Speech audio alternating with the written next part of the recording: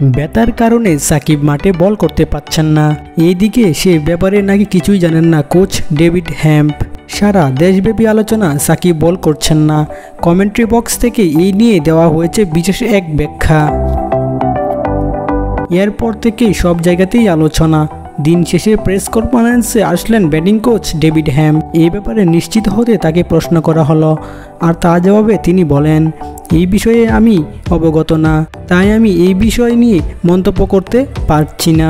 সাকিবের এই সমস্যা হলে টিম ম্যানেজমেন্ট কিংবা কোচিং স্টাফরা কেউ জানে না। এই প্রশ্ন অবশ্যই তুলেছিল তামিম ইকবাল খান সকালেই। তিনি বলেছিলেন এটা জানার কথা। বিপদের সময় বাংলাদেশ দলের পাশে সবসময় থাকেন সাকিব, এই জন্যই সাকিবকে নিয়ে এত আলোচনা। সাকিব প্রয়োজনীয়তাকে বল করানোর দলের জন্য আত্মবশ্যকীয়। চেন্নাই টেস্টে ভারতের রানের পাহাড়ে চাপে পড়েছে বাংলাদেশ। জিততে হলে 515 রানের বিশাল লক্ষ্য পাড়ি দিতে হবে টাইগারদের। টেস্ট ইতিহাসে 400+ রান তাড়া করে জয়ের রেকর্ড নাই বাংলাদেশের। ফলে বাংলাদেশকে জিততে হলে অসম্ভব লক্ষ্যই পাড়ি দিতে হবে। টাইগাররা ভালো শুরু পেলেও দিশেহারা হয়ে যায়। সেট হয়েও কেন রান করতে পারছেন না, সেই বিষয়েও জানতে চাওয়া হয় ডেভিড হ্যাম্পের কাছে। আমরা কথা বলবো এটা নিয়ে। ভালো শুরু পেয়ে গেলে 20 থেকে 30 বল খেলে ফেললে আসলে আপনি বুঝে যাবেন কি হচ্ছে না হচ্ছে। 30-40 রান করে হয়তো অনেকেই আউট হয়ে যাচ্ছে।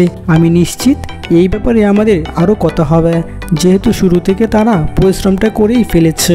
ফলে আরও বড় ইনিংস খেলতে হবে তাদের। আমরা মাঝে মধ্যে এটি করে দেখিয়েছি যদিও, তবে কথা বলে যাব, এটা নিয়ে কাজ করে যাব অনুশীলনে।